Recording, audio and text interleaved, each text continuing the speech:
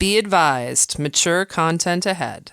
This podcast is brought to you ad-free thanks to the Legion of Demons at patreon.com/NOTLP. If you like what you hear, there's much more at patreon.com/NOTLP. Join the Legion. That's patreon.com/NOTLP. And now the show. How do you do? Just a word of friendly warning. I think it will thrill you. It may shock you.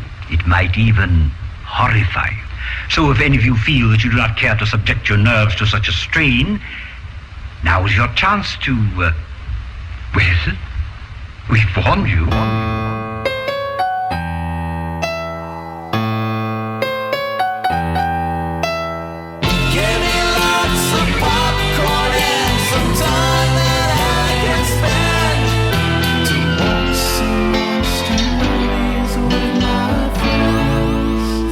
Crazy for you. Ooh. Crazy for you. Is it your quota today? Crazy. I'm crazy. You are crazy. Crazy. You're crazy cupcakes. Crazy cupcakes.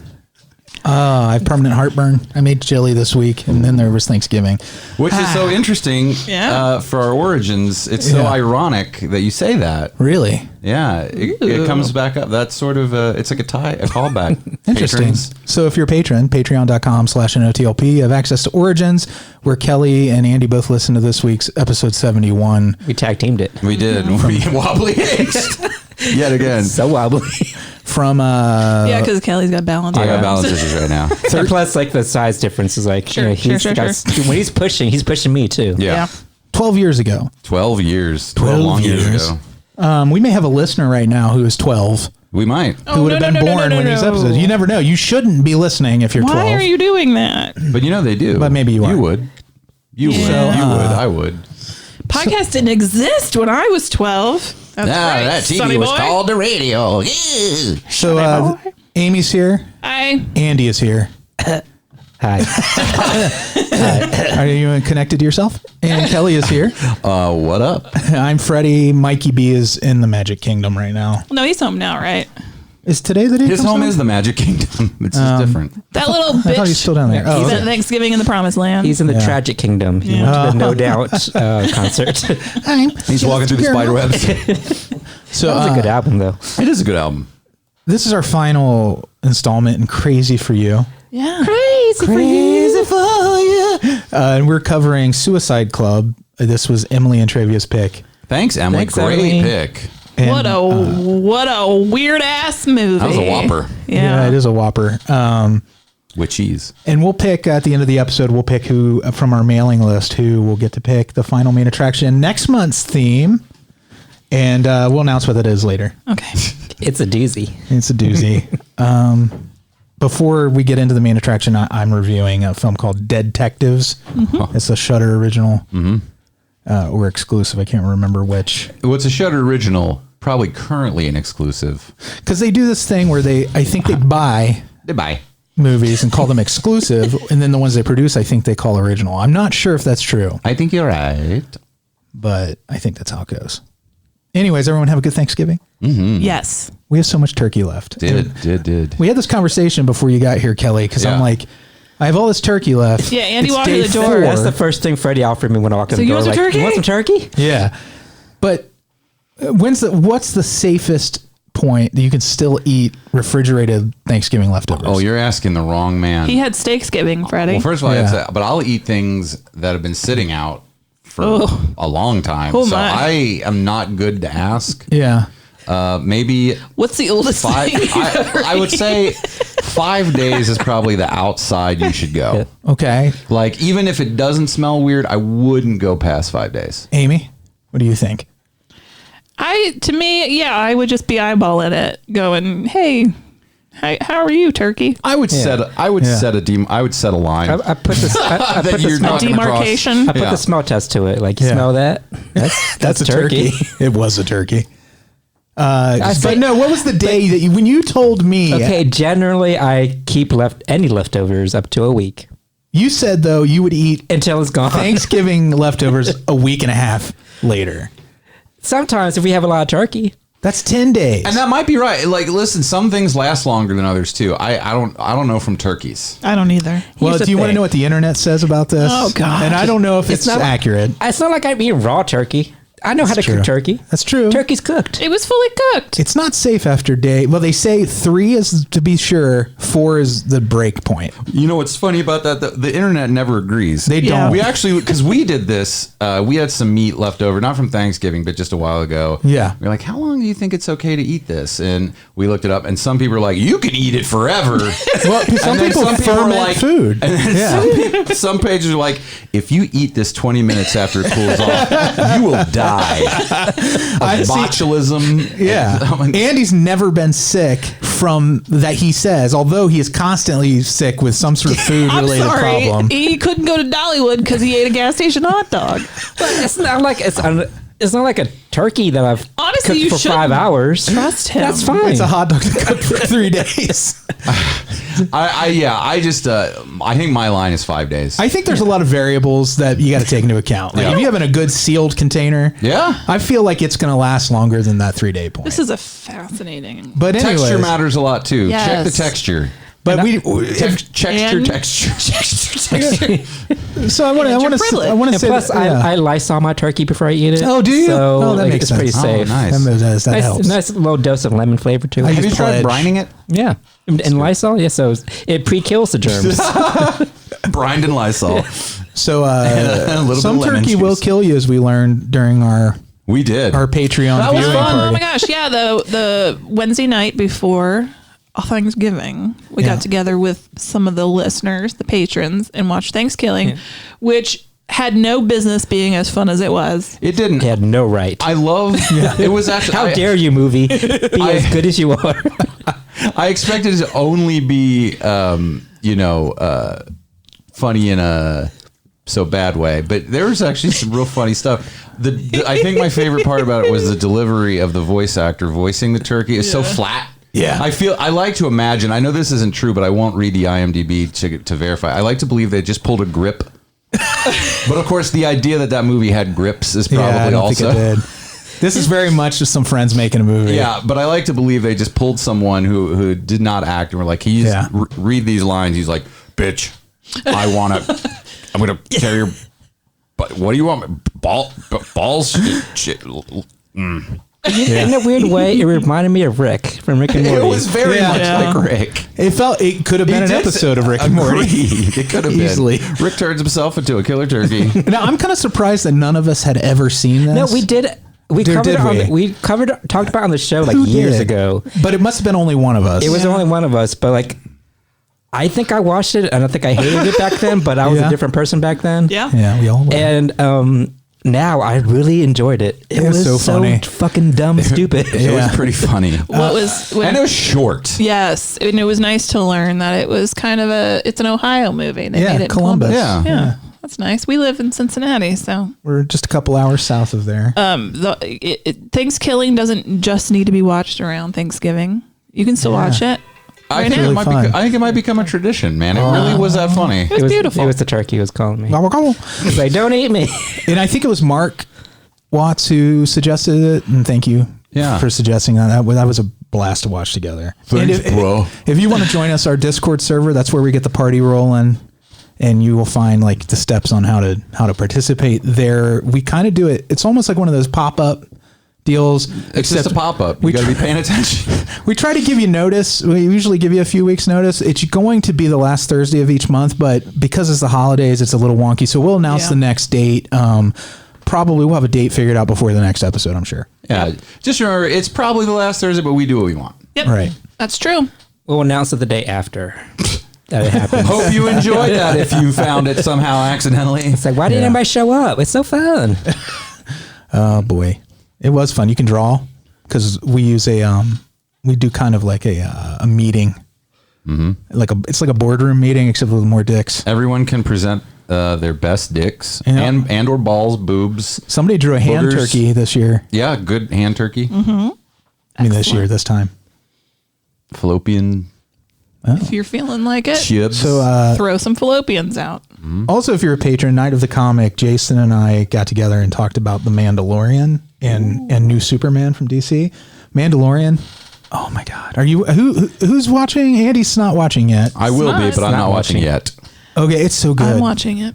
It's one of the best things to come out of the Star Wars universe. That's all I've heard. It's fantastic. I'm very excited for it. Yeah. I just am too lazy to download the app. Is it Gina? That's honestly what it is. Is her name Gina Carano? Yeah, she was the MMA fighter, wasn't she? Yeah. Oh, from Deadpool? Yeah. She was in the last episode. Nice. She's great. She is great. As far as like the physical stunt work and everything, she Love her in does. Deadpool.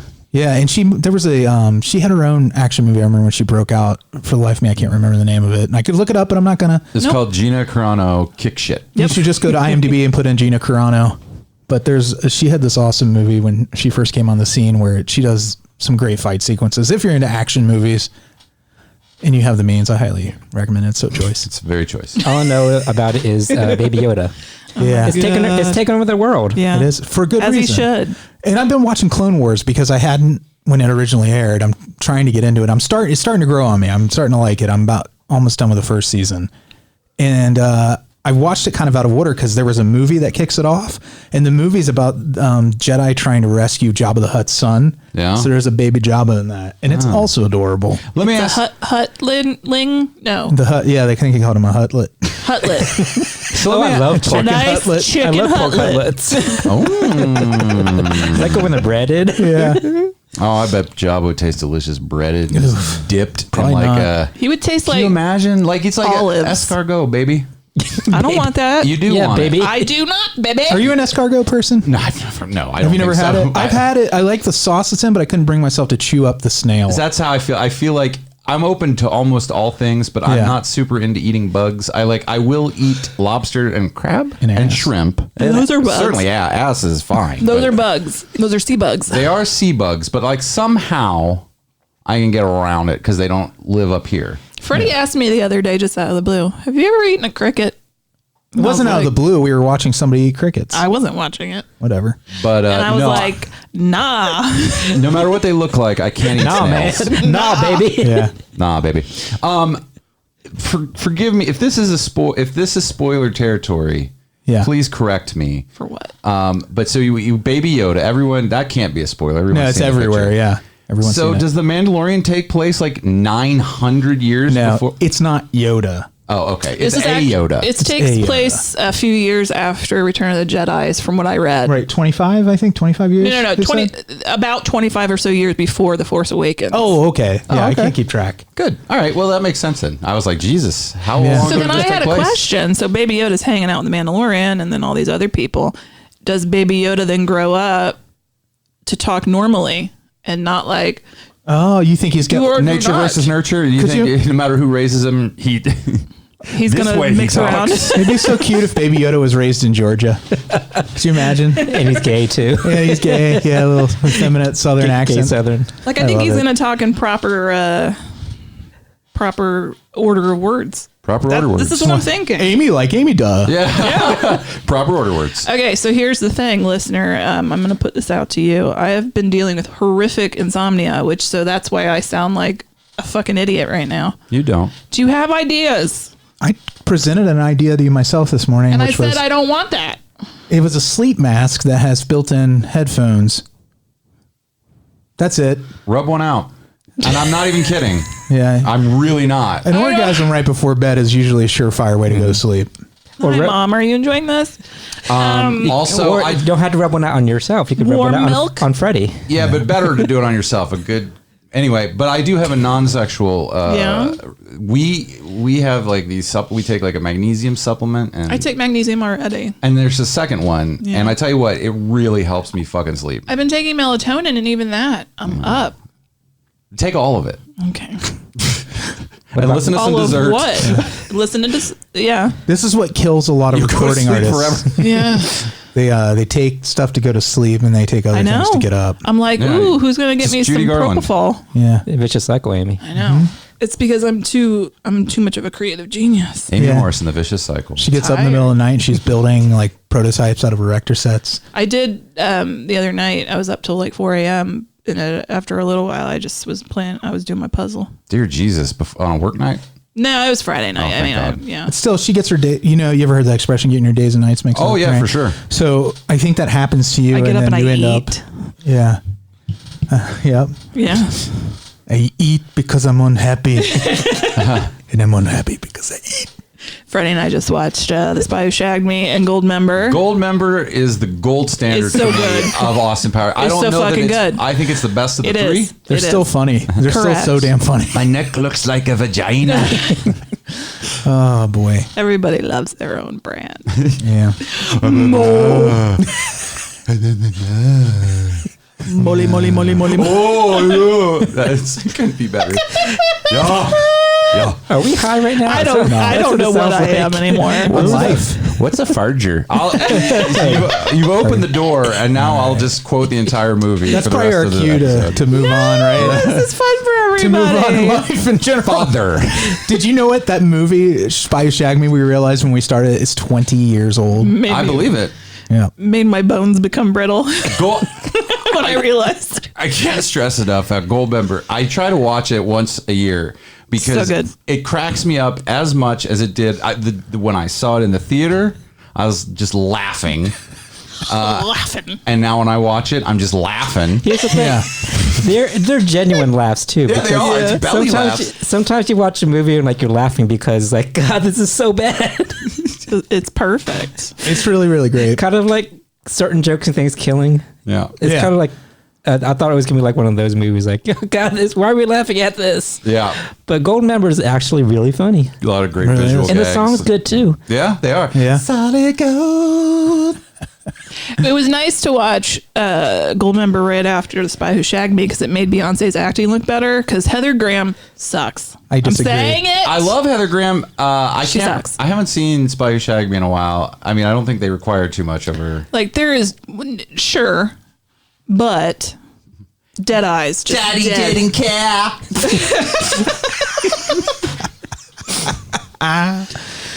Oh boy, you guys, stuff and things. I like Robin Swallows, formerly Spitz.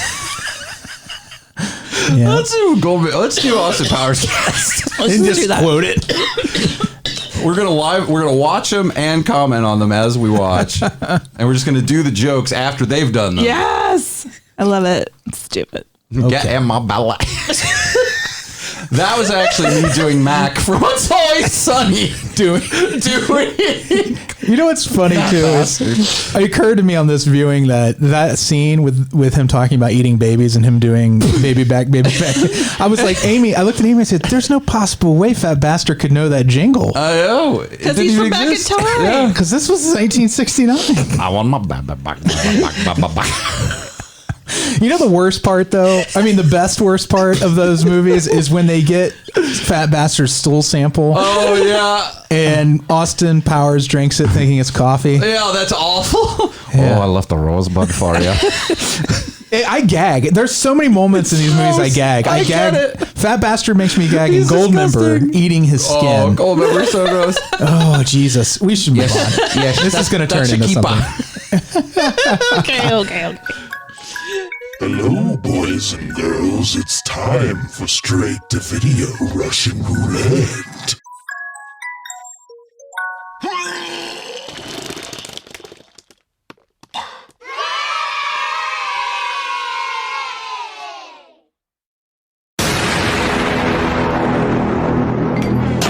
I fired your voodoo tweaker ass. Get your freak show out of here before.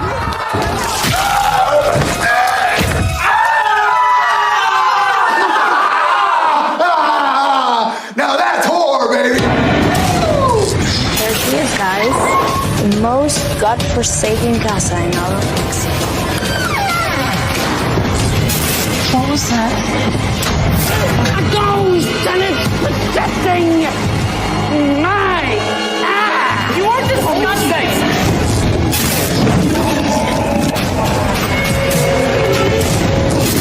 Worst shit pile I've ever seen. What?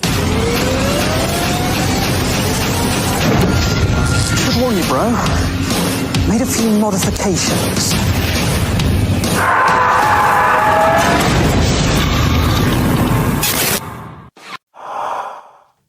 So I watched Deadtectives on Shudder, and I want to tell you, I really enjoyed it. I'm not going to spoil it, but really, I mean, there isn't a whole lot to spoil. It's a pretty simple concept. This is blatantly, I think, a love letter to Ghostbusters and to Peter Jackson.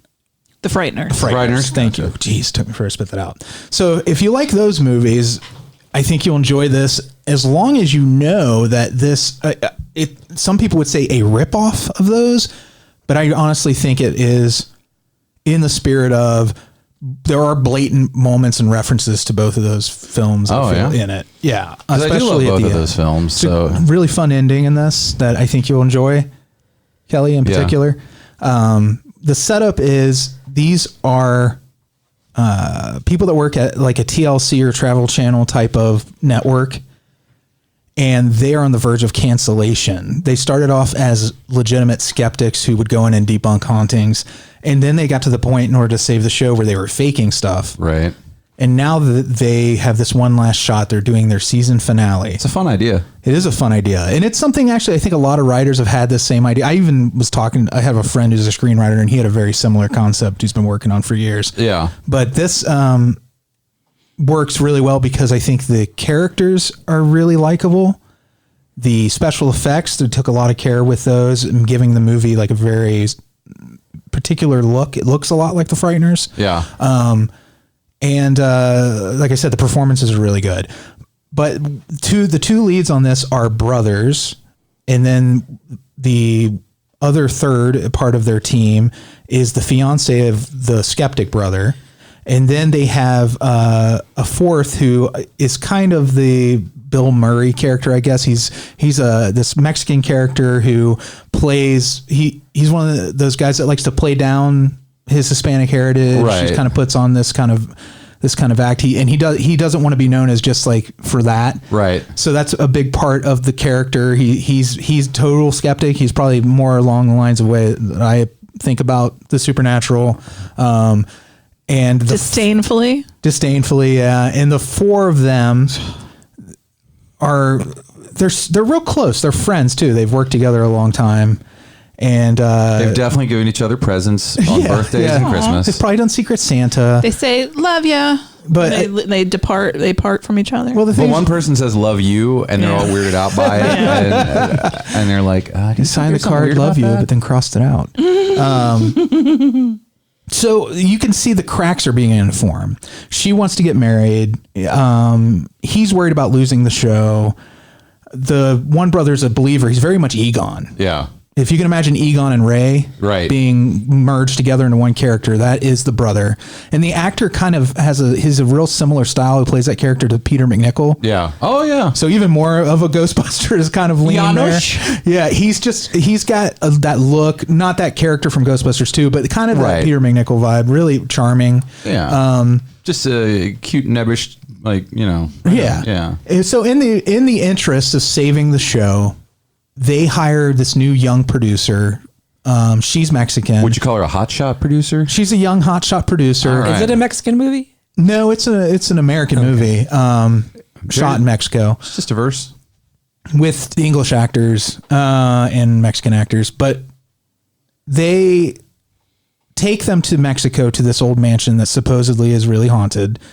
And they send along this special effects expert who is a Quint character, kind of like in Jaws, who is this really like rode hard, hung up wet, living life to the fullest kind of character who is, he's just the grizzled special effects guy who's been doing this stuff forever, but he's really good at it. And he is setting up all these gags in this mansion for their finale to save the show. Of course, it's really haunted. Of course. That's the twist. What? Yeah. And then there's all these, the set is where they shot this in this old mansion. It's beautiful. The ghosts, I really love the way they handled the ghosts in it. Performances are top notch. Really great comic moments. Not laugh out loud funny, but charming. Yeah. And when it's scary, it's like what you always say about the first Ghostbusters, where just because it's a comedy, they don't go light on the horror. Exactly. That's what makes it great. So I think you would like this a lot. I highly, highly recommend. And again, come at it knowing that it is kind of a love letter to those films. Yeah, that's cool. I do feel as long as you kind of know that, you're not taken off guard by it, you could have a pretty good time with it. Yeah. Andy, you used to love letters, and now you don't love them anymore. Would you watch this? Yeah. Good to know. I would be curious to hear what you guys have to say about it. I would watch it because I know like Shudder's been putting out some really good stuff lately. Yeah. So like just because it's, I'll watch it just because it's a Shudder exclusive, and I know that they have quality shit. Yeah, it's been on there a little while. This movie was made last year. Really, really fun. Check it out. I just wish it had a better title. Yeah. Yeah, it is kind of a silly title. I've actually felt that about a couple things they've had that I can't think of off the top of my head, where like there was something where I thought, God, what a stupid title. And then I watched it and I was like, oh, this is good. I wish it had a different title. And that's kind of how I feel about this. The Spookening, was that it? I think I don't know. I got nothing to top that. Sorry. The Spookening. For $10, run your title ideas by us, and we'll give you our honest feedback. Thumbs up or thumbs down. And a few alts. Mm-hmm. 2 alts for $10. That's a cheap deal. That's our stupid. That's our extended Black Friday deal. Yeah, and it through Cyber Monday. Mm-hmm. All the way through Summerween. Night of Living Podcasts. Oh. We just watched that last night. It's such a great episode. Because I've been going so through scary. The tricks are so scary. Follows. I'm a big fan. All right. Summerween might be my favorite episode. You ready? We're gonna start cranking the Jack in the Box. Jack in the Crank in the Box. Hand me that box so I can crank it. We're gonna start with Kelley. All right, Kelley. That was quick. Something I get it. Yeah, you get it. Oh my God. So I've been cycling through our streaming services for these movies. So you did a Hulu movie a couple weeks ago. I did. Freddie did Shudder. Now we're back to Amazon Prime. I'm a Sean. And we've got Island Zero. Mm-hmm. Inhabitants of a fishing island off the coast of Maine find themselves mysteriously cut off from the outside world after the ferry suddenly stops coming. All the phones have gone dead, and every boat sent to the mainland fails to return. Aya. Me and Andy started giggling when you said the ferry stops coming. He's in children. When dead bodies turn up... Well, there's nobody there to jack him off. Shooting blanks there. When dead bodies turn up along the water's edge, the hardy band of survivors must find out who or what is killing them. Aya. I feel like if I was in a hardy band of survivors, I wouldn't be super worried about figuring anything out. I'd be like, I'm just going to live until... I'm hardy, yeah. Until I die. Live until you're dead. That's a great Brandy Carlisle song. Sinatra. Oh, well, yeah, also Frank Sinatra. That too. I think the setting sounds fun. Yeah, no, I'm an not. island I'm intrigued. in Maine. I don't know what. Maine. What's up, Maine? I like island. I can't. Amy, was the Aya part of the description, or did you add that? I added Island of... I added a little flav. Yeah. Skinheads in Maine. We were watching the Dana Carvey show. It's on Hulu. There's only 8 episodes. It's from the 90s. It's super 90s. Steve Carell does brown face. I don't want to get him in trouble, but You're not going to get him in trouble. He's canceled. He's canceled. But they have this sketch that pops up a couple times, Skinheads in Maine. It's just them sitting in their rocking chairs on the porch. Do you remember this, Kelley? No, I never Dana watched Carvey. it. Oh, you never watched it? No. Stephen Colbert. Watch it. It's great. You'll love it. And they're just like whittling, smoking a pipe, and he's like, Holocaust never happened. He's like, yeah, gonna be nice tomorrow. Anyway, never catch How a does black it compare to Maine Justice? It's very similar. Yeah, it's a very similar concept. I like Maine Justice better. Yeah, I love it. I just can't stop laughing when I think about Jason Sudeikis. It's good stuff. What a ridiculous thing. I'm looking forward to you talking about our main movie, Kelley. Are you gonna be confused because we have the main attraction? And you're gonna and a main movie. Yeah, it's gonna be a mess. I'm gonna say Maney because it has the E at the end. Maney, that helps. Helps. Or I'm gonna call it Mine. Mine. Oh yeah. Woo. Oh, Sharona. Storms are coming. Storms are coming. We'll be back. Looks like dead people at the island. The ferry's not coming then. We'll be back with a main attraction.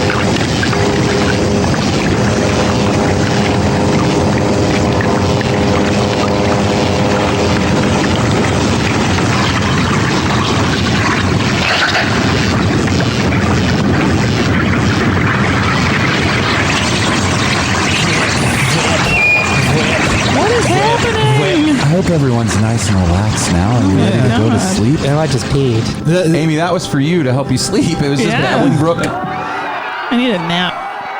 Yeah, that's the sounds of the Suicide Club trailer, which is basically a fax machine with hair coming out of it and a bunch of blood everywhere. Yeah. And also vip, vip, vip, vip. What year was this from? 2001, I think, is when it originally released. '01. This was Emily's pick. This movie started off so strongly. Like, I'd say the first half, and then it kind of I didn't know what was happening anymore. Well, it goes from like your usual J-horror style film into an art film about 70% of the way in. Yeah. Which disappointed me because I'm shallow.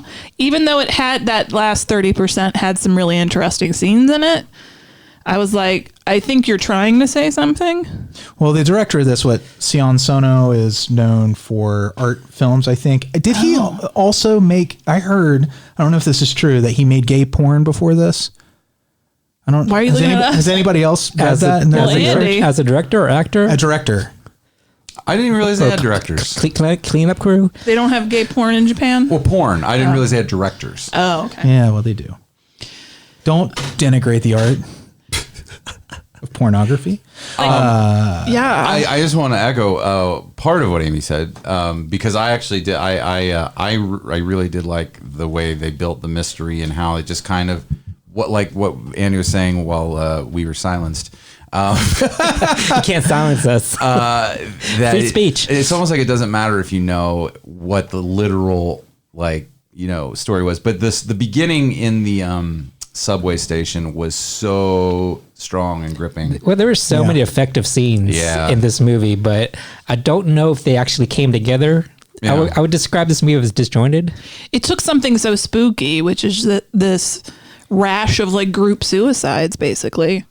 And happening around Japan, and then just kind of like threw in these like big ideas about life and who you are and how you are to yourself and others and love and stuff. And it's like, you took away my spooky. You know, though, my concern is had it ended in the typical fashion, it would have been a forgettable. It would have made the rest of it somewhat forgettable. You will never forget the scene of 54 young Japanese schoolgirls waiting by the subway. Yeah. And then they just link hands and jump in front of the train, and then it's just blood. Yeah, and it's comical and over the top. It's not just the fact that they jumped the way they jumped. They were like almost joyful about doing it. Yeah. They were like swinging arms like 1, 2, 3. Yeah. Like they were looking forward to it. And that's what made it like very disturbing for me.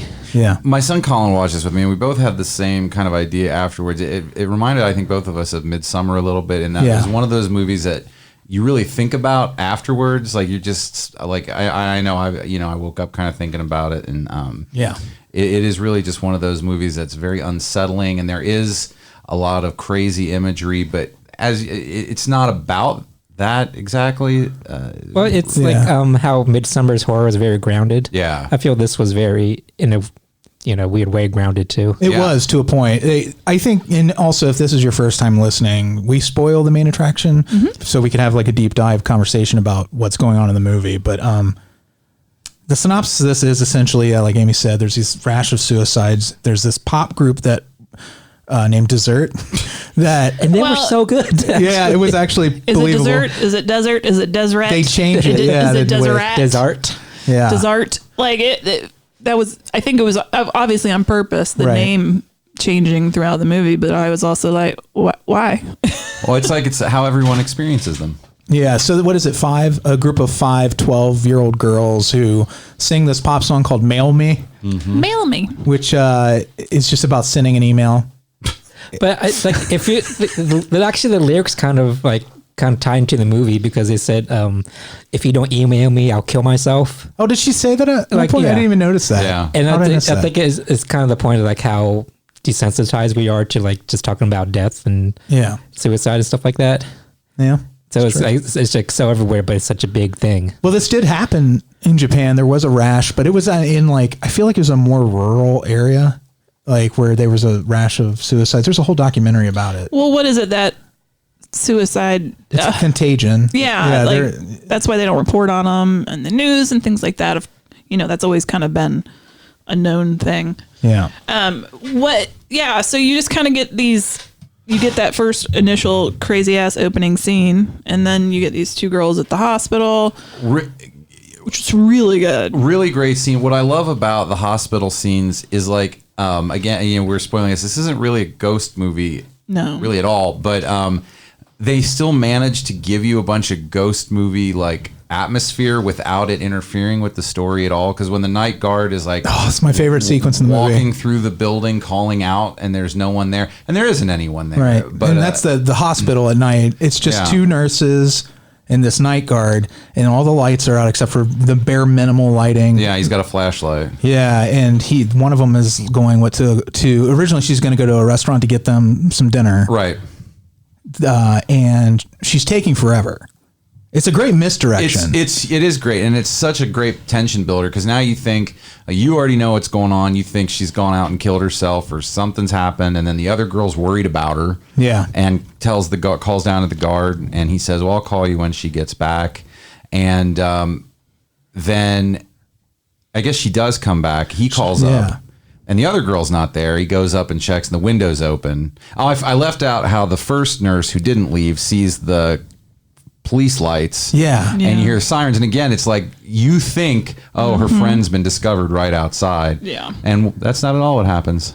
That's my favorite moment in the movie. It's a great scene. Very strong. When the security guard first comes up into that room where the two girls have been, it's dark, and he sees the windows open, and he goes to close it, but you see before he closes it all these handprints all over the window, which is creepy. But I mean, then the security guard and the other girl who had been off to get food for a while come back, and they can't find the other girl. And then the one nurse is like, "Okay, well, I'll see you later," and just jumps out the window. Yeah. It's so bizarre. Like you said, that scene with the hands in the mirror, I love how subtle it was. Yeah. Even though there are some like really intense gore scenes in this, there are some just very like subdued, like, spooky scenes in it too. So it's a nice balance. A lot between of nice the two. details. Yeah.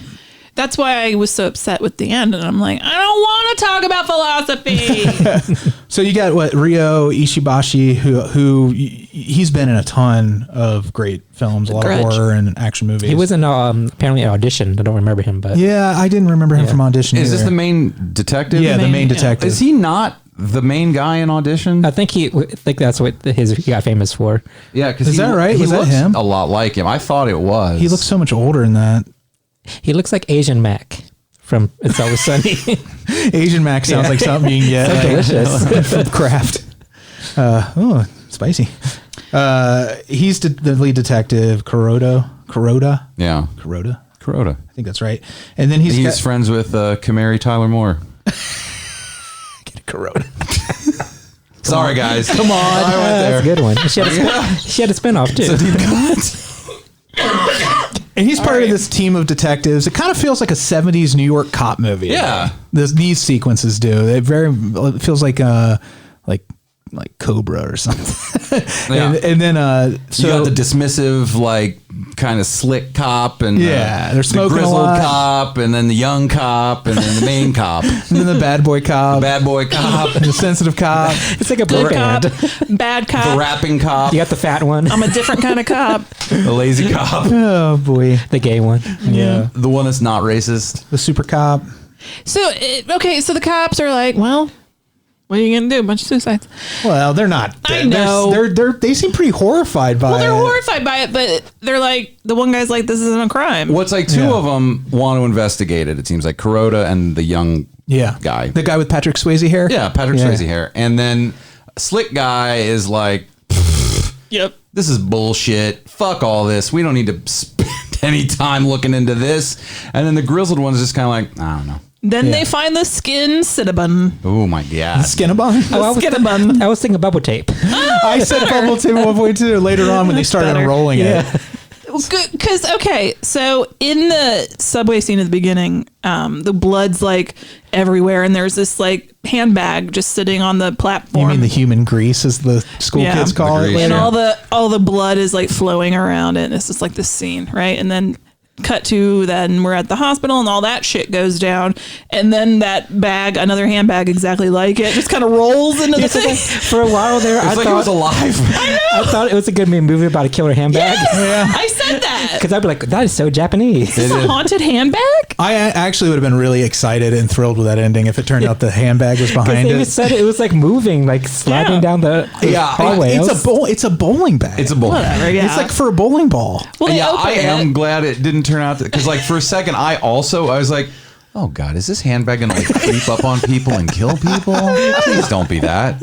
And it wasn't, thankfully. It was full of bubble tape, but made out of skin. Made out of what's very bad smelling skin, apparently. Yeah, it's been around. It's been 5 days. You can't eat it. How long can skin sit out? Yeah, it's been 1 week. And there's shitty tattoos on some of them. Yeah. They're like And they were tribal ink everywhere. They just eyeball it and go, this is from 200 people. And I'm like, oh, how do you know this is from different people? They did a real quick count. Yeah. It could have been Well, one of them does say, do we know if it's from different people? He said there could be repeats. He said there could be repeats, yeah.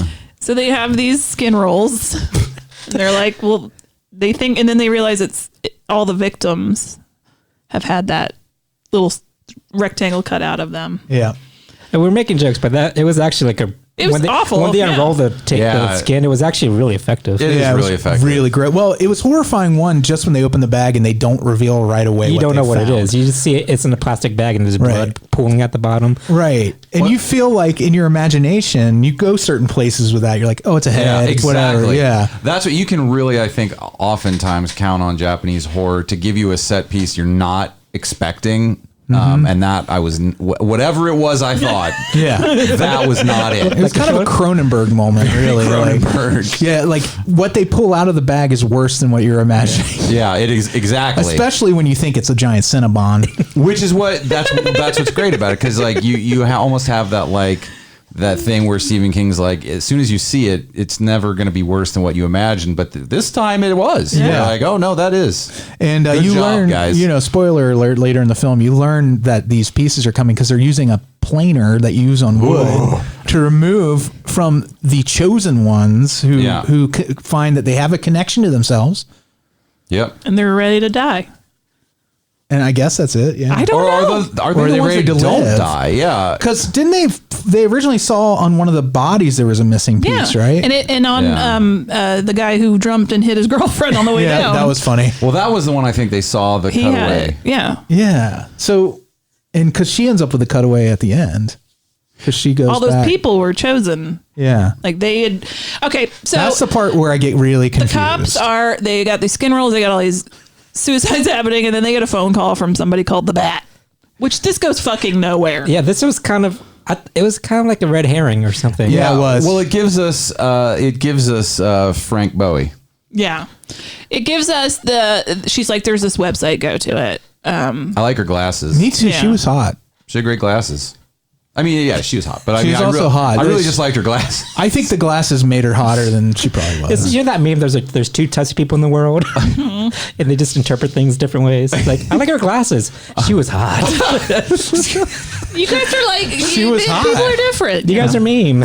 You know? Yeah, no, Freddy's Taylor from Real Housewives of Beverly Hills, and Kelly's the cat at the dinner table. Yeah. He's like, she was hot. And you're the cat going, I liked her glasses.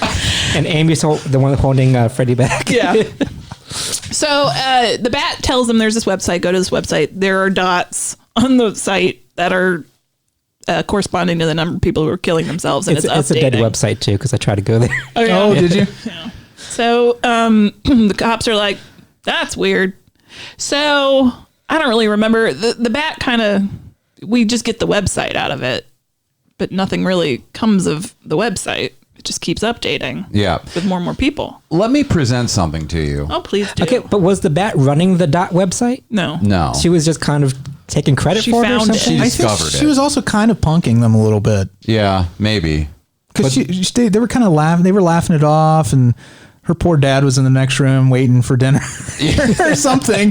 Like, he's like, I don't know how to take care of myself. She was clearly having fun with it. Like, it had like I feel like there could be a whole side movie about this character. Where this is part of a trilogy. Oh, really? Yeah, there's a prequel and a sequel, I think. Oh, nice. I would absolutely watch this.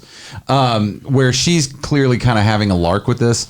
I wanted to present this theory because we're talking about where the skin came from, people who didn't die or people who did. And the obvious idea is that it came from victims. But let me bring this to you. Remember when the girl's boyfriend jumps and he hits her and he seemed kind of like unsure and she didn't know why he did it? I almost get this feeling that he wasn't one of the ones affected by the hysteria. Like exactly, like he was just doing it because other people were doing it and he missed. Maybe he was supposed to live, and maybe the people they take the skin from, because she lives at the end. Spoiler alert.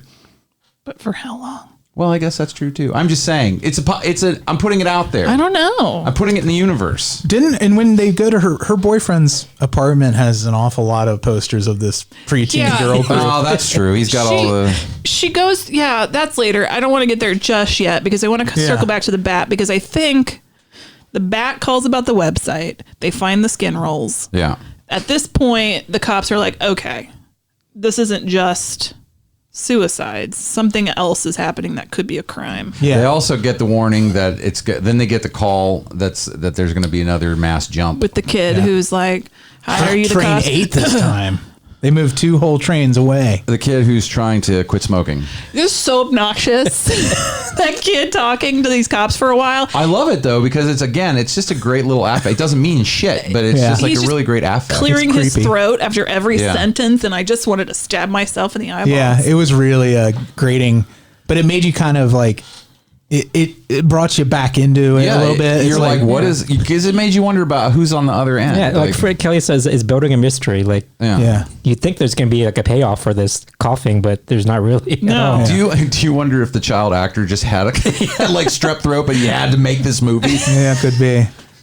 So they go to the train station, all the cops, but nothing really happens. There was a really tense scene there. Yeah. It was super tense. Yeah. Because the kids were holding hands. The kids are also, that's the problem, and that's the problem with kids. God, that they are always with the hand holding. They are now aping this whole thing anyway as a joke. So you really don't know who is deliberate. Like the whole rooftop lunch scene. Where it starts as a joke. The kids on top and of the some roof of them are joking. at school. Yeah. And they're like, we should do it. We'll form a suicide club. Let's do it. Yeah. Bye. And like a bunch of them die.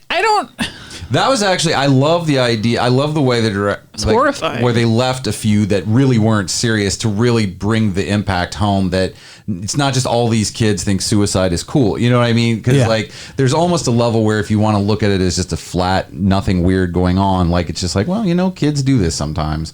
And it was nice to see there were a few who were like, I was just kidding. Right. But then even a couple of them get affected and then one kills somebody else. Yeah, takes them down with her. Yeah. That was a creepy scene. Super creepy with them falling past, like you see out of the classroom, the bodies falling past the window. Yeah. The ear is a great kind of funny. The body. It was funny. Yeah. I mean, like there's always something comical about a body passing a window. Yeah. Well, I think it was definitely played for that. You guys remember 9/11? No, see, I'm just kidding. See that? I didn't mean it. Yay. It's scary because that really happened, and we all saw that from outside. Yeah, but had you been inside, I'm kidding. No, you probably still wouldn't think. No, we're like 20, 30 years away from finding that hilarious. Yeah, we need some time. Wait, what? Just kidding. Amy has miscalculated the tragedy you made a plus 9/11 time joke. Awesome. Yeah. In 20 years, that'll be what we're talking about on the origins for these episodes. Right. Yeah. And then Amy made a 9/11 joke. Amy fucked up. We're just ahead of the curve, guys. Amy fucked up. Amy fucked up. Amy's sorry. Amy is sorry. Comedy's about pushing It's okay. I love 9/11 jokes. You're fine. So the cops are like, Jesus H, motherfucking Christ. Yeah. But then audition cop. Mm-hmm. His family dies. But it's almost like, it was almost like, again, a misdirection for, like, he shows up after that and it's like, oh, nothing happened. And then his family is gonzo. Yeah. And there's blood everywhere. It's real. And I got to tell you, the one thing, and I don't think of it as a weakness, but like when I was watching it, there was this part of me that was like, all these mass suicides are very creepy. I was like, but because you're not getting to know anyone, like it almost... I almost started to become desensitized to them. And then when they brought it home to the cop, and I think you almost know from the get that they are all going to die. When he finds his family, that's when like the emotional heft of what's actually happening kind of punches you in the face. Again, real effective. But the movie gives you a break because then the bat comes back into the story, and it's her and another friend, and they get kidnapped by the warriors. Yeah, the Japanese warriors. And they get it's taken.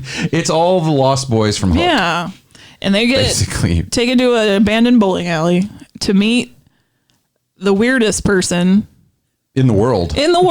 This is also, even though it's again another red hair, so many great misdirections in this movie, but it's still real disturbing what's going on in this bowling alley. They're like tied up in sacks.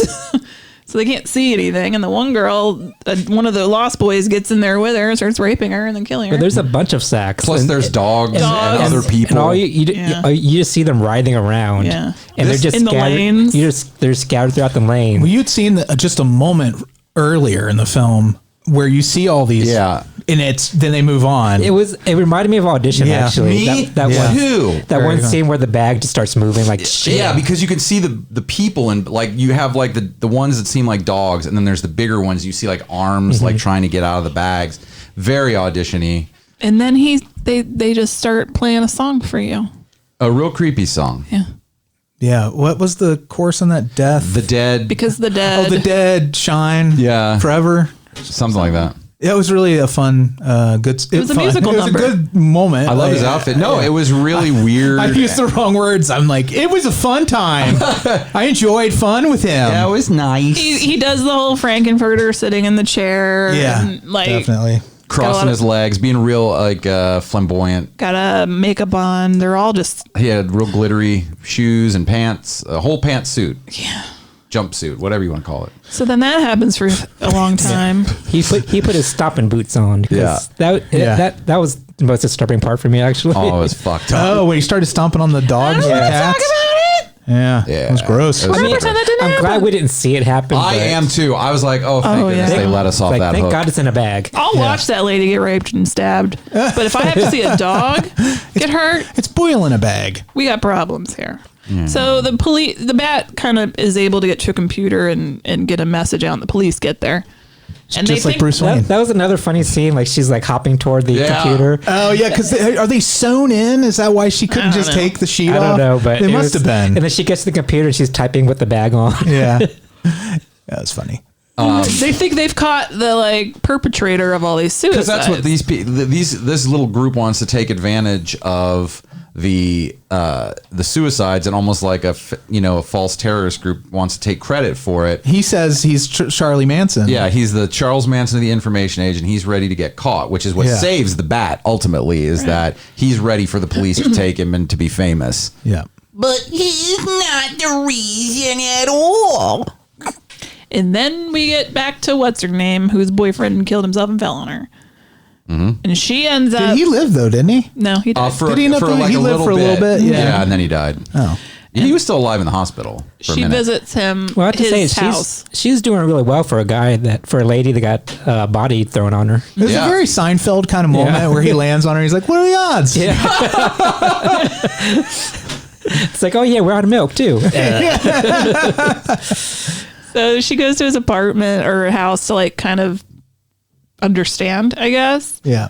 And yeah, he's a grown ass man or an older. I think they're teenagers. Yeah, here's the thing: they just look. These two actors they cast in these specific roles are not age appropriate. Yeah, like he looked especially older. Like, and he was also pretty banged up when you looked at him. Though. That's true. That's true. He just jumped out. His teeth were all bloody. If I hit the pavement, that ages you some when you've got bloody teeth. I'm not gonna look youthful. No. So she's like checking out his room, and he's obsessed with dessert. Mm-hmm. Yeah. So am I. I love it. So delicious. I know. Now, apparently, that "Mail Me" song is, I guess, a real song that they covered for the movie. Is what I read on IMDb. I don't know if it's true. What was their other song? The Jigsaw Puzzle song? Jigsaw Puzzle. And then there was the one at the end. That was about you when you... That was the Jigsaw one. Was that Jigsaw where Puzzle? they talked about you just need to find your place you fit. Yeah. And she like discovers hidden messages in their posters. It was very Taylor Swifty because I know, like in her video, she always puts these little Easter eggs. Does she? I think she's trying to tell her fans to kill themselves. Oh, damn! Is that Taylor? I know. I'm on to you, Taylor. The opinions of Andy do not reflect. Taylor, do not kill us. I'd love Taylor though. I would do it for you, Taylor. Oh my God, Andy, stop it! It was all for you, Taylor. She's my Damien. She calls a number and she gets a little throat cleary. You like how she puts that together so fast? Like So the bat fast. couldn't do a god. Like they didn't put it together. She put it together She like was the immediately. real bat. She was Batman. She was Batman. And, she was like, they're holding up this number of fingers and they got this number on their pajamas and did you follow? something. Did you follow how she? Because I'm like, It doesn't I didn't matter. follow the code necessarily. I just trusted that she knew. It's kind of like they're holding up certain numbers, Right. and Yeah. that's the number you dial, Right. and it's that's spelled out that's suicide. It's like a contest almost. It's a good thing she spoke English, or she could read it at least. Yeah. You think about it. So she gets she would have never figured it out. she gets told where to go, Yeah, go here. which is like a concert that Dessert's having. But it looks like a high school auditorium. I need somebody to take it from here because Jesus fucking Christ, I have no idea. So she gets in there, and there's going to be this big concert. I think she goes initially because she's worried that all the people there are going to kill themselves, or maybe not. But then she finds her way back. She's got the code to the door, and she finds her way back into the sort of green room. And then there are spooky little kids being spooky. Yeah. Like elementary staged. Yeah. Yeah. And then she gets on stage, and then the curtain pulls back, and all the kids in the audience are philosophizing about suicide, right? Yeah. About your connections to yourself. Well, they're saying Not even suicide. Yeah. They're just Yeah. talking about like, are you you're connected to other people, but are you connected to yourself? It almost sounded like that whole monologue from The Jerk where Steve Martin is in bed with Bernadette Peters and he's like, do you remember that time when you were gone for 2 days? That felt like a week. And then when you were gone for a week, that felt like 3 months. But then there was another time that you came home for a little while and that felt like 3.5 days.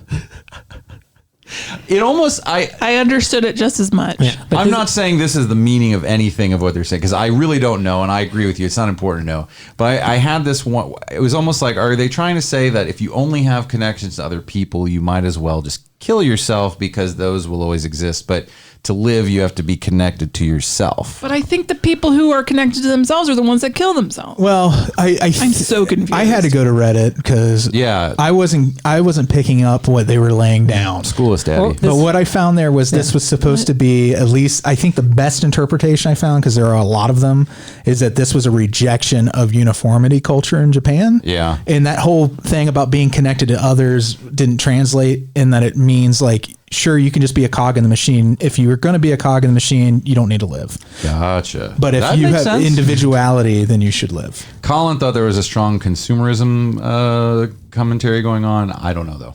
Well, did he say Let why? Andy say what he's been trying to say for Oh, 3 sorry, years. sorry. Go on, like, Yeah. but that whole ending was very Lynchian to me. Yeah. Yeah. It was kind of like weird for the sake of being weird a little bit. Yeah.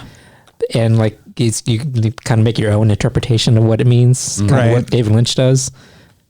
I mean, I get what you're all saying. I understand that there was a moment where you're being asked, who are you? In essence, do you even matter to yourself? Sure. I don't understand why are these children trying to get everybody to kill themselves? I was doing mini-me. I mean, I think they're trying to make you evaluate your life a little bit. That doesn't mean you can't go, yeah, I'm a cog in the machine and I'm fine with that. But like you said, at the same time, it's kind of like they put a spell on them, like they're hypnotized to do this, and I don't know why they were necessarily doing that. And then they're scraping skin off of people. Why? That's their ticket to the Suicide Club. I like their little. I did like that little House of a Thousand Corpses style sort of scene where they've got the BDSM guy, Yeah. wood planing people's skin off in that little hallway. And, Yeah. and there were other people in there too. I think weren't there? There were a couple other people other than the main girl who were also getting their skinned off.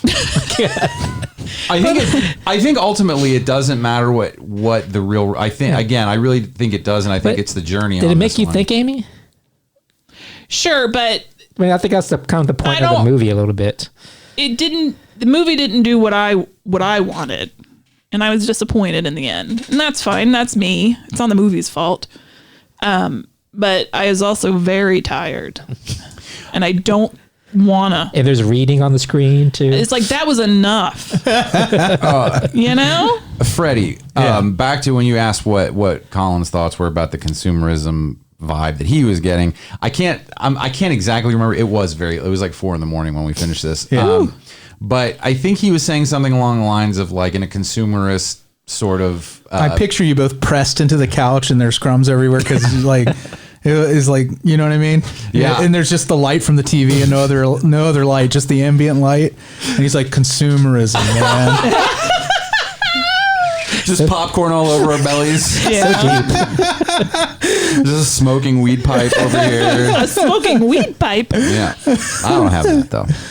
But because I put them out when it's smoking. You don't have to and but I think he had this. I think, and he was kind of trying to talk through it too, but like where it's almost like in a consumer sort of pop culture where you almost become, you know, people just do almost whatever that pop stars want them to do, or what they're told to do, that they'll follow almost any. There would come a point if you extrapolate where people are just following. I'm trying to think of like what. There's that how idol brands worked into this too. That idol culture. Yeah. Certainly in Japan. I mean, K-pop, J-pop, all that stuff. I mean, we have it here, of H-pop. course. H-pop, L-pop. A-pop. BZB pop. Mm-hmm. Yeah. Z-pop, that's Zimbabwe pop. Grandpa pop. Grape pop, orange pop. Yeah. That's, I think, a stronger market in Asian countries from what I see. Mm-hmm. I've never done any research. I could be wrong. Haven't you?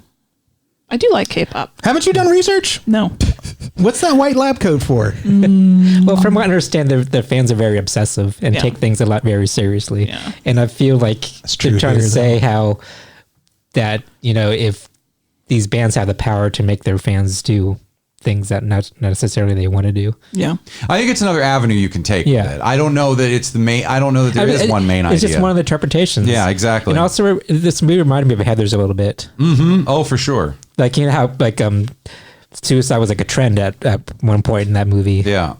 And they have the song Teenage Suicide, Don't Do It, but people are doing it. Yeah. Hey, did you, and this is another theory that I read that was actually pretty high on the interpretations and on Reddit on this movie, was that it was a commentary on pedophilia, but I never got that. No. It did not occur to me one time because I kind of know, I mean, a lot of they have those groups where it's like just little kids, but everybody fucking listens to them like it's Motley goddamn Crue. and arenas are going berserk. Motley goddamn Crue. Shit. For these 9-year-olds in pajamas, but I hated their little, in the Mail Me video where they were wearing the long polo dresses. That's what I'm talking about. They're awful. They're jams.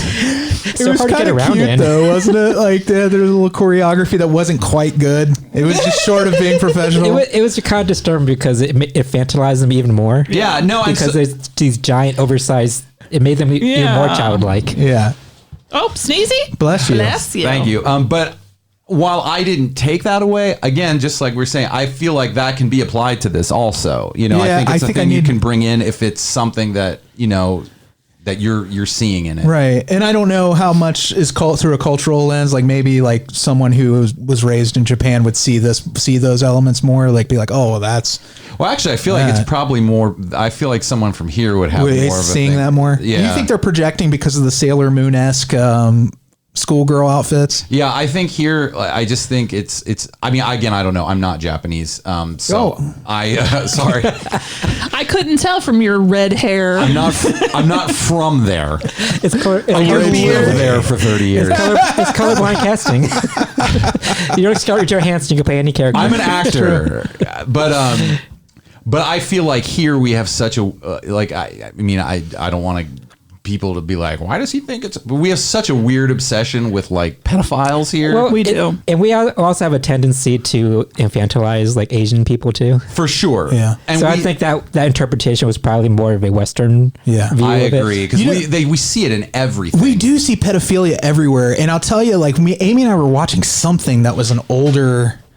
something older where there was a moment in it and I was like, you couldn't do that anymore. Yeah. Because people would read it the wrong way. It didn't make sense. Really, I was just talking about this, how like anyone in entertainment who does any kind of show or anything with children is immediately suspect of being a pedophile. Yeah. Immediately. Like when I say talking about suspect, pizza too much? Suspect. Because kids love pizza. You have an old Nintendo? Boom! Boom. There it is. Proof positive. Yeah. That's why I got rid of mine. It's funny you bring that up because all that shit with Drake and Billie Eilish and Millie Bobby Brown's going on right now. Yeah. I saw a picture recently of Millie Bobby Brown where she looked like a middle-aged politician. Millie Bobby Brown. It was like Millie Bobby Brown's fashion tips. Bobby B. Millie Bobby Brown. And I was like, what the hell? She's an old lady now. It's her prerogative. It was wanna freaking weird. I'm like, this kid's tastes are messed up. I don't feel like enough people make Bobby Brown references when talking about Millie Bobby Brown. It's like everybody's like, I'm too mature for that. It's too low hanging fruit. I like saying Millie Bobby Brown. Millie Bobby Brown. Nah. We should take Millie and Bobby Brown, just put a picture up and be like one of those visual clue games. That's what you gotta do. You can be like, our dog Millie and Godzilla King of the Monsters. We're going to put up a picture of our dog Millie. Godzilla Bobby Brown. And Bobby Brown popping Whitney's doo-doo bubble. And you're going to have to guess. Kiss my ass.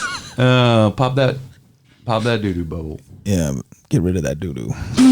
So, Suicide Club. I'm glad I watched it. I just got mad at the last little bit. Yeah. Great movie. I probably will watch it again. We own it because it was $1 more to own than the rent. Yeah, it was.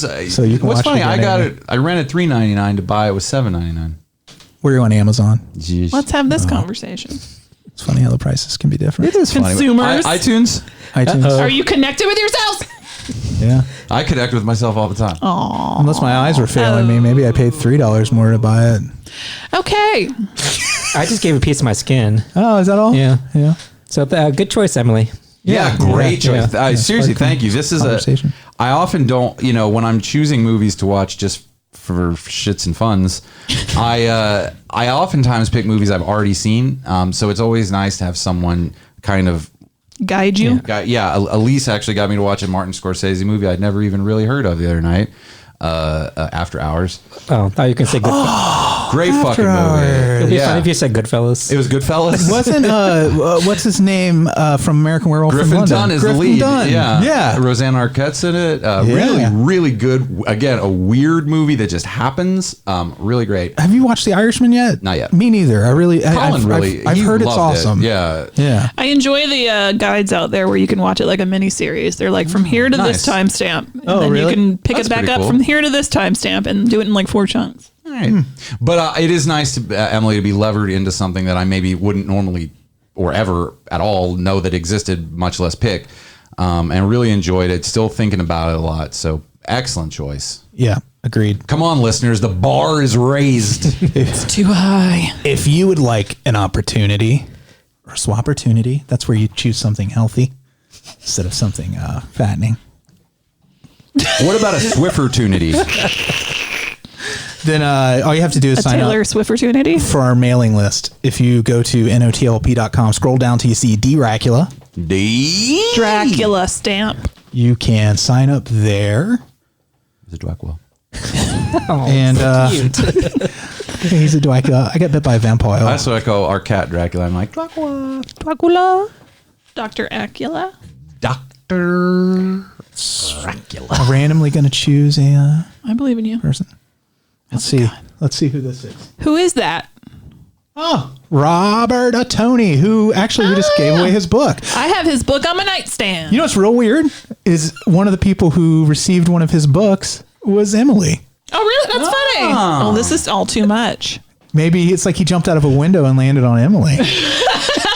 Don't do that. He was like, hey, Mr. Emily, Sir. are you okay? So, Are you okay? Rob, I'll send you a message. Are you okay, Emily? And our theme. Ooh, I just did a Michael Jackson thing, and I love that song, but canceled. Oh, I'm canceled again. 9/11 and Michael Jackson. You know what people are saying on now? Instead of cancel, people are saying they're on pause, and I like that. I mean, you're so on pause, you're off pause. That is what, Freddie? This can only mean one thing, or it could mean a lot of things. Next month's theme. You know what it makes me think of? Yeah. peanut butter and jelly. No, I was going to say Please turn that off. Christopher Lee. It's more Cushingly for the Pushingly is our theme. That is a recording of Peter Cushing coming.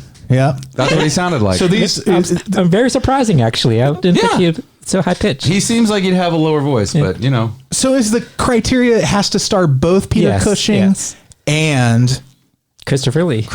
Yeah. And it can't be that movie we just did. What was it? Friday? Night Terror Train? Night Terror Train? Can you please stop that? I'm sorry. You don't seem sorry. A sorry person would turn it off. I'm sorry. I mean, this one? What's wrong? Somebody help her. It's just the extended intro to More Human Than Human. It's going to get there. Yeah. What are we going to start with? Too, if you're not a White Zombie fan. Do we even know? We don't know yet, but we'll let you know. We'll figure it out. You'll know on the show. So I was watching Clone Wars, and Peter Cushing. What are you pointing at, Amy? We need to get our list of patrons. What were you watching? Clone Wars? Clone Wars, like I was saying earlier at the beginning, and they were like, we can't, and Peter Cushing, not Christopher Lee, Christopher Lee is Count Dooku. Oh, he's Count Dooku, yeah. And he's Count Doodoo. Yeah, which is always the worst name. But some of the dialogue was, we can't let Dooku slip through our fingers. I think they knew what they were doing, right? And then one of them was, that's not an accident. He was captured, and they said, are you still holding Dooku? What is the origin of that name? Did it have to be Dooku? I don't know. I guarantee there's like a Star Wars writers room where they're all just like making up goofy shit. It's fun. And then there's one who keeps trying to be serious. He's like, guys, people are going to make fun of that. So I wonder, is he ever going to get his own movie, and what are they going to call it? You know what I mean? Dropping Dooku off at the pool. I don't know. I just want to spark your imagination. I'm not giving you options or anything. Mm-hmm. You think of it's for you. Yeah. This is just for you. The Rise of Dooku. The Rise of Dooku. Mm-hmm. Yeah. Planet Dooku. Yeah. When did I have corn? The Count Dooku story. That's not good. I'm tired. I didn't eat any corn. I had a lot of corn, actually. Gold member. It's gonna be I'm gonna have some pebbly poops in a while. That's the one thing we didn't have for Thanksgiving. You didn't have corn? We didn't have corn, and I think we should have. I probably should have made some corn. Yeah. Won't it be funny if you still saw kernels in your poop? And you're like, what? Yes. What were you gonna say, Kelley? I don't know. Did it go away? It did. All right, so it got flushed like a Duke. Now's the time at the end of every show where we say hi to That was a good joke, Kelley. Thank you. Our Beelzebubs, again, patreon.com/NOTLP if you'd like to support the show. Friday. Yeah, Jimmy B. Branan. Boone. Oh, snap. I'm going to do these like they're coming out, they're at bats. Okay. All right. Cassie and Jeremy. The Burmeisters. That's the masters of the Berms. Bill F. in New York. F in New York. F in New York. Blake, the baseball striker of baseballs. Heath. Amanda James. The most accurate baseball nickname. Throwing fire, Alise Kombrinck. Oh, snap. In right field, Jeff Lancaster. Mm-hmm. Mauled by lions, Tree and Alex McNulty in center field. Weirdly. Bring your own lion to the park day. Mm-hmm. You get a disaster. You get a Red's helmet ice cream bowl if you do that. Ernie Perez, nachos. Oh. Man, ballpark nachos. Yeah.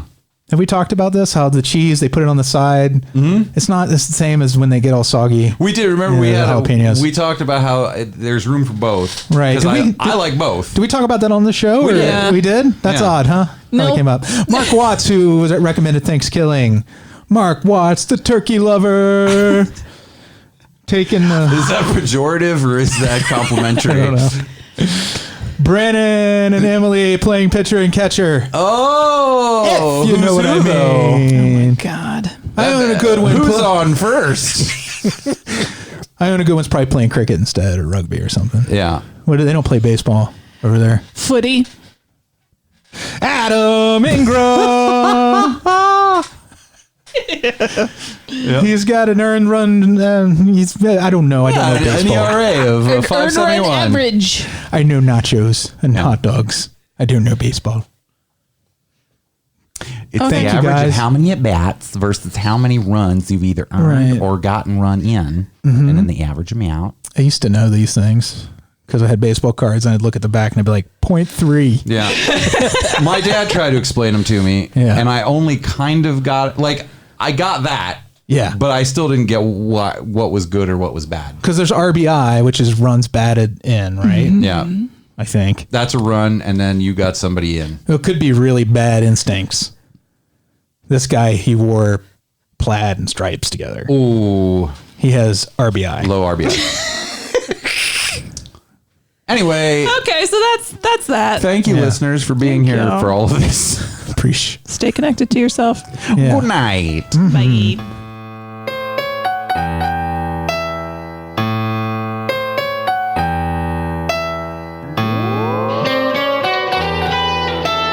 Frankenstein was wondering if he should go to bed when his old bar